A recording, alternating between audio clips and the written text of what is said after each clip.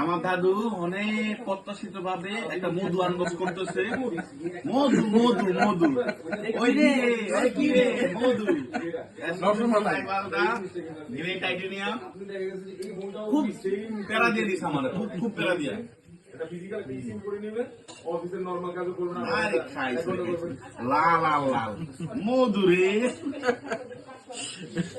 মাশাআল্লাহ মাশাআল্লাহ মাশাআল্লাহ মাশাআল্লাহ। থ্যাংক ইউ ভাই, থ্যাংক ইউ সো মাচ। আসসালামু আলাইকুম। আশা করি সবাই ভালো আছেন। তো as you guys have seen on that video that I have bought a new smartphone.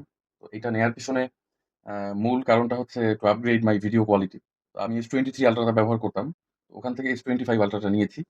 তো আমার ইচ্ছে ছিল Apple এ শিফট হওয়ার। কিন্তু এখন যে প্রাইজিং এর অবস্থা, তো Apple 16 Pro বা Pro Max এ শিফট হওয়াটা, Pro টা নিলে আসলে ব্যাটারিটা আপনার হচ্ছে মানে আ সারাদিনের ব্যাকআপ দিতে পারে না। প্রো ম্যাক্সটা নিতে গেলে আবার সেটা বাজেট থেকে অনেক বেশি হয়ে যায়। আবার আ প্রো আর প্রো ম্যাক্স এর ভিতরে কিছুটা ডিফারেন্স থাকেই। আমি শুনেছি যে র‍্যাম এর একটা ডিফারেন্স থাকে। তো S23 Ultra যেটা ব্যবহার করতাম, ওইটাও একটা মানে you can consider it also as your primary daily driver. ওটাও কিন্তু খুব ভালো একটা ডিভাইস। ওখান থেকে খুব যে মেজর কোনো আপগ্রেড করেছি S25 Ultra তে এমন কিন্তু না। S23 Ultra তে আপনি যে খুব অনেক কিছু মিস করছিলাম এমন না। এখন হয়েছে কি মানে যেহেতু মাঝখানে S24 ছিল, 5 আসলো। তো ২ টা জেনারেশন। আরেকটা হচ্ছে এটাতে ৭ বছরের সফটওয়্যার আপডেটটা পাওয়া যাবে। সিকিউরিটি প্যাচ গুলো পাওয়া যাবে। তাই চিন্তা করলাম যে একটা ডিভাইস আপগ্রেড করে রাখি। আগে খুব কম মানে ফ্রিকোয়েন্টলি ডিভাইস চেঞ্জ করতাম। কিন্তু ইদানিংকালে ওগুলা আর করা হয় না। তো এইটা নিয়েছি। এইটা আপনারা একটু দেখতে পারেন, আপনাদের সাথে একটু শেয়ার করি। সবকিছুই যখন শেয়ার করা হয়, আপনারা তো দেখছেনই, ওটা আনবক্স আমি করেছি। তো এখানে আমি নিয়েছিলাম কিন্তু গ্রে টাইটেনিয়ামটা। তো গ্রে কালারটা এই যে এরকম হয়। তো যারা আপনারা এস সিরিজ ব্যবহার করেন সবাই জানেন যে সেই আইকনিক ক্যামেরা মডিউল ডিজাইন সেরকমই রয়েছে।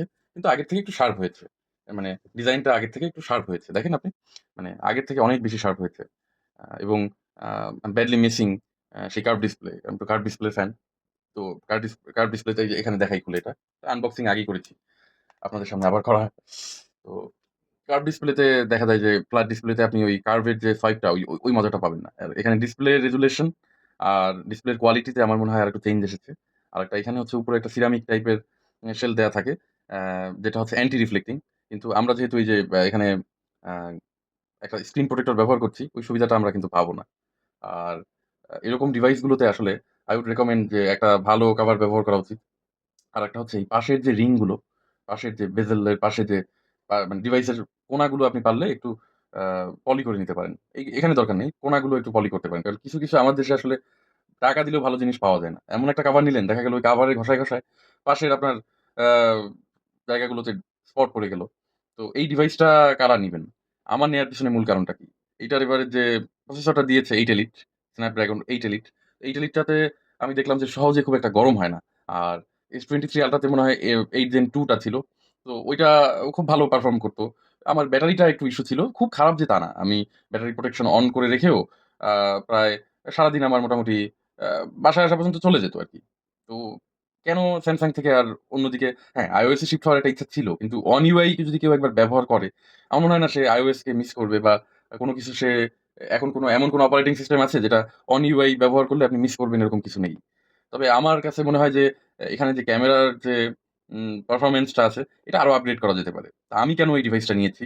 তো নেয়ার পিছনে মূল কারণটা হচ্ছে এটায় আপনি দেখবেন যে আ এটার যে মাইকের যে নয়েজ ক্যান্সেলেশন এইটা অসাধারণ এবং এআই বেসড হওয়াতে এখানে অনেক এআই এর অনেক অপশন দিয়েছে। যেমন আপনার সার্কেল করলে ইরেজ করা যাচ্ছে। একটা কিছুকে আপনি আপনার ফটো থেকে সরাতে চাচ্ছেন, ওগুলো আপনি সরাতে পারছেন। এআই দিয়ে অনেক কিছু জেনারেট করতে পারছেন। কিন্তু আমার মেইন কনসার্ন টা ছিল এটা থেকে দেখলাম যে আ ভিডিও থেকে নয়েজ ক্যান্সেলেশন করা যায় এবং সেটা খুব ভালোভাবে কাজ করে। আরেকটা ফিচার এখানে আমার খুব ভালো লেগেছে।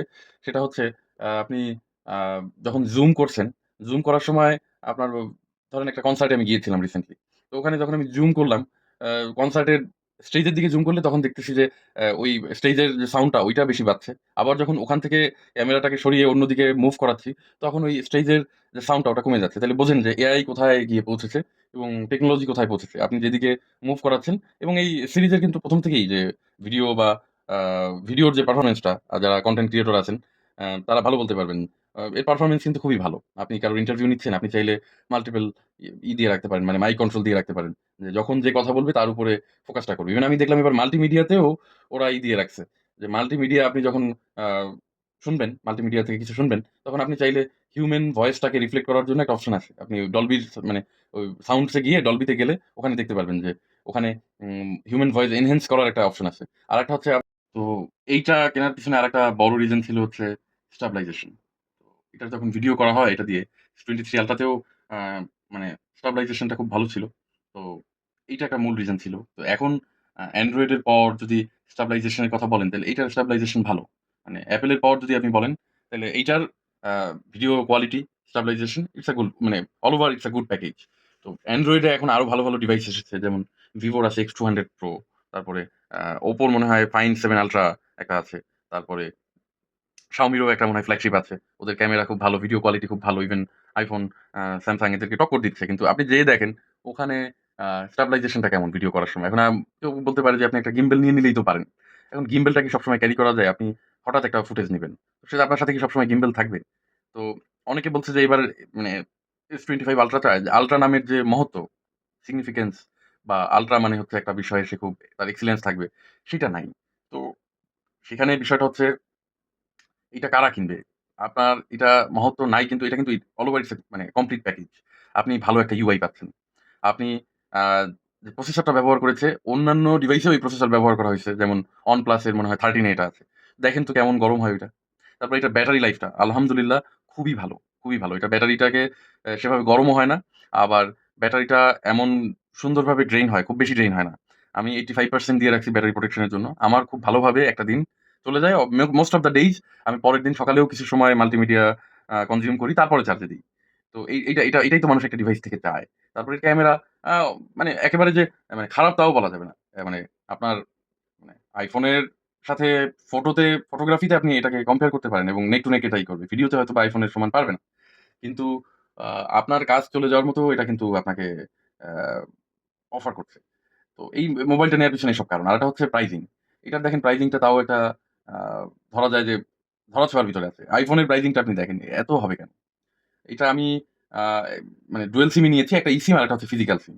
বাংলাদেশে দেখেন কত রকমের ডগমা। আপনার অনেকে আছে eSIM ভয়ে কিনতে চায় না। eSIM নাকি চলবে না। আমি 14 Pro চালাইতাম। তখন ১ম আমি eSIM নিয়েছিলাম। USA ভেরিয়েন্ট নিয়েছিলাম। আমার কোনো সমস্যা হয়নি। আলহামদুলিল্লাহ। জিপির eSIM-টা তখন ১ম আসে এবং আমি নিয়েছিলাম। এরকম বাংলাদেশে বিভিন্ন রকম ডগমা আছে। এই iPhone এর দাম বাড়বে ৩ মাস পরে। এখন থেকে iPhone এর দাম বাড়ায় রেখেছে। তারপরে USA ভেরিয়েন্ট নেয়া যাবে না। কেন? USA তে কোনো ফিজিক্যাল সিম নাই। তারপরে মানে অনেকে রিউমার ছড়াই দিছে যে ব্ল্যাক লিস্টেড ফোন আসে। এখন না ভাগ্যে থাকলে ভাই ব্ল্যাক লিস্টেড আসবে। এখন কি করবেন? চেক করে নিতে হবে। হয়তোবা চেক করার সবার সেই ক্যাপাসিটি বা সেই কম্পিটেন্সি টা নাই। ঠিক আছে? কিন্তু ইউএস এর ফোন যে খারাপ তা না। একেক দেশের প্রোডাকশন একেক রকম এটা এমন কিন্তু না। প্রোডাকশন সবই সেইম। যে ভেরিয়েন্ট টা পায় মানে চেক করে নিতে হবে।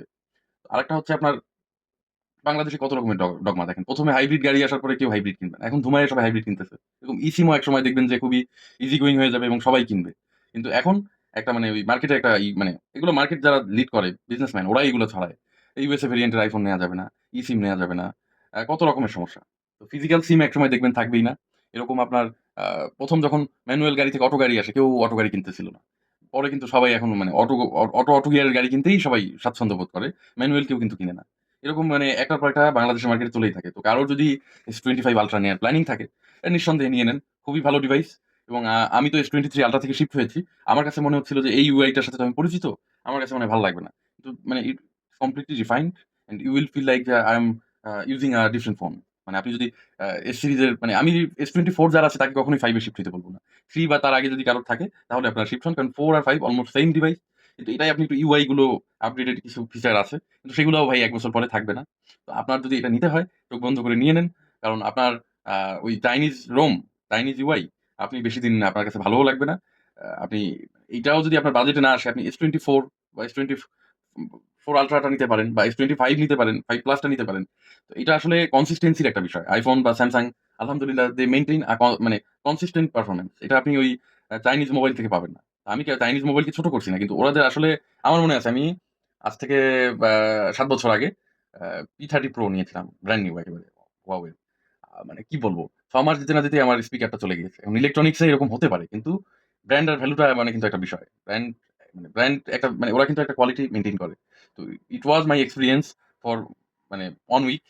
মানে আমি এটা নিয়ে আরো ভিডিও বানাতে চাই না। অনেকে আছে ৩০ দিন পর, ৩ মাস পর এক্সপেরিয়েন্স শেয়ার করে। আমি এই ভিডিওটা জাস্ট আপলোড করছি আপনাদের সাথে সব শেয়ার করি, তাই এটাও শেয়ার করলাম।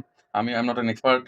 আমি স্মার্টফোনের এক্সপার্ট না যে খুব সুন্দর করে আপনাদের সাথে Geekbench এর স্কোর, এটা ক্লক স্পিড কেমন এগুলো শেয়ার করব। কিন্তু আমি যতদূর দেখেছি যে S23 Ultra র সাথে আমি যদি কম্পেয়ার করি, এটা ওটার থেকে অনেক স্মুথ এবং মানে ওটার থেকে এটা মনে করেন যে আরো 2x ক্যাপাবল আরকি। তাড়াতাড়ি আরো দ্রুত কাজ করতে পারে।